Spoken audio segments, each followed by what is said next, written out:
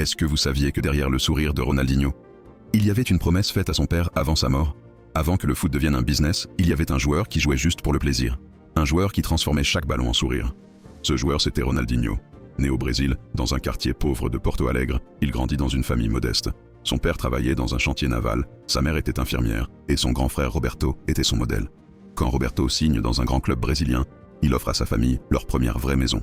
Mais quelques mois plus tard, leur père meurt d'une crise cardiaque. Dans cette même maison, Ronaldinho n'a que 8 ans. Ce drame le détruit, mais il en tire une force incroyable. Il se promet de rendre son père fier, à sa façon.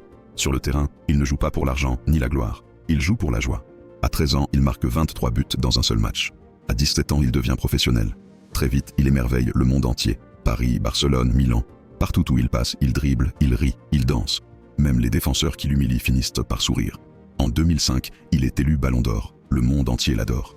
Mais derrière le sourire, il y a la fatigue, la pression, les nuits sans repos. Petit à petit, le génie s'éteint. Les clubs le lâchent, les médias le critiquent, mais lui répète toujours la même phrase. Le foot, c'est fait pour être joué avec le cœur. Il finira sa carrière loin de l'Europe, sans bruit, sans gloire, mais sans amertume.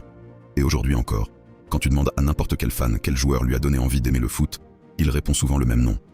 Parce que Ronaldinho n'a peut-être pas eu la carrière la plus longue, mais il a laissé la plus belle trace, celle du bonheur. Si t'as kiffé cette histoire, abonne-toi. Demain, je t'en raconte une autre.